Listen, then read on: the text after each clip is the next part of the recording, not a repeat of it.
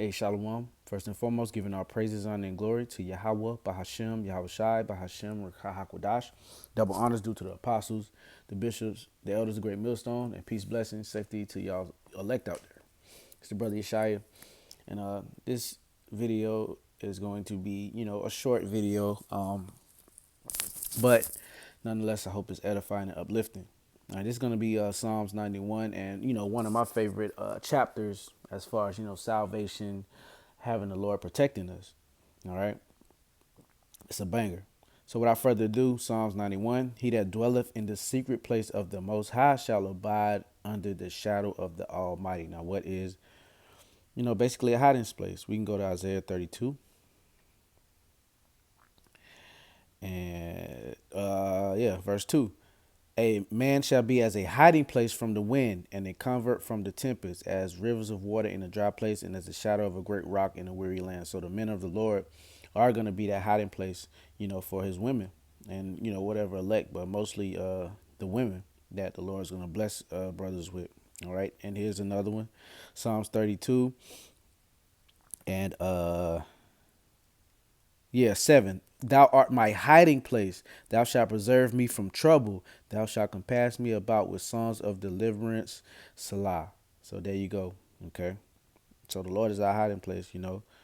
Um, the secret place. He that dwelleth in the secret place of the Most High shall abide under the shadow of the Almighty. I will say of the Lord, Yahweh, Ba'ashem Yahweh Shai, He is my refuge and my fortress, my power, in Him will I trust. Surely He shall deliver thee from the snare of the fowler and from the noise of pestilence. Now, the Lord has delivered us from the snare of the fowler, this wicked man Esau. Okay, he tries to, and I'm gonna go to Psalms, man. Because it talks about him being his sword. All right. It says this is the book of Psalms, chapter 17 and verse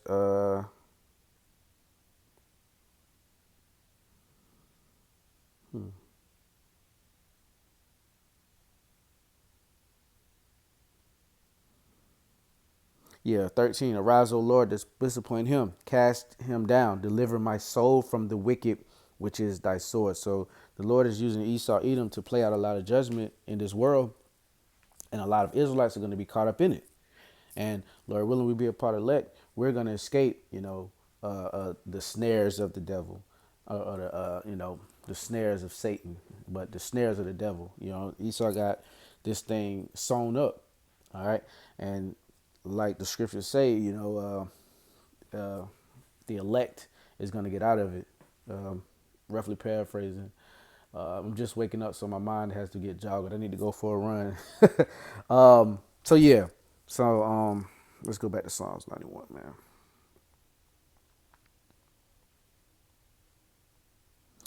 Yep.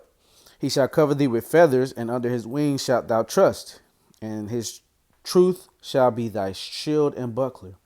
Thou shalt not be afraid by the terror by night, for the terror by night, nor the arrow that flieth by day, nor the pestilence that walketh in darkness, nor the destruction that wasteth at noonday. So, these elites, they have seen, Project Looking Glass, and they've seen certain things into the future using modern day Urim and Thummim, basically technology that the Lord has always had in the heavens. Okay, this is not nothing new. Esau thinks, they've cracked the code, the Da Vinci Code, and all that, but the Lord has been had these things in circulation in the heavens, and sometimes He used them on the earth, like with Sodom and Gomorrah. Okay, that was nuclear technology, all right, fire and brimstone. But let's keep going. Nor the pestilence that walketh in darkness, nor the destruction that wasteth at noonday. 1,000 shall fall at thy side, and 10,000 at thy right hand, but it shall not come nigh thee. Only with thine eyes shalt thou behold and see the reward of the wicked. So the Lord is going to translate us, man, into those threshing instruments. Okay, we're going to get spiritual power, and we're going to see the downfall of America. We're going to see the downfall of our enemies, the other nations. We're going to see the Lord come back. Okay, and this is just my faith. This is our faith. All right, we're going to see it, and we're going to be, as long as we keep doing what we got to do in all truth and sincerity, the Lord He has us, man. And you got to believe it, because in that day, there is going to not be any time for shakiness or shakiness in the spirit or fear. It's going to be 100% big faith, man. Like me and the brothers out here say, big faith. You know what I'm saying? Uh, yeah, because thou hast made the Lord, which is my refuge, even the Most High thy habitation. Thou shalt no, there shall no evil befall thee, neither shall any plague come nigh thy dwelling. Okay, and we don't want any plague coming nigh our dwelling, because you know what that plague, that final plague is. All right, those missiles. Okay, I think that's in Zephaniah. All right, yeah, we gotta go through that. Here it is.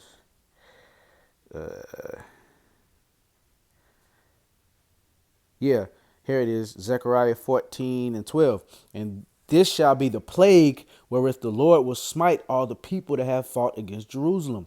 Their flesh shall consume away while they stand upon their feet, and their eyes shall consume away in their holes, and their tongue shall consume away in their mouth. So Zechariah 14 and 12 basically states, all right, that this is that plague, okay, the thermonuclear missiles, and we don't want any part of that. All right. So, hey, we just got to keep doing what we got to do, man. All right? Put that work in. Um, there shall no evil befall thee, neither shall any plague come nigh thy dwelling, for he shall give his angels charge over thee to keep thee in all thy ways. And that's how you know this is so powerful, because this is the the uh this is what Satan um this is what Satan repeated to your house, y'all. Okay. Let's see.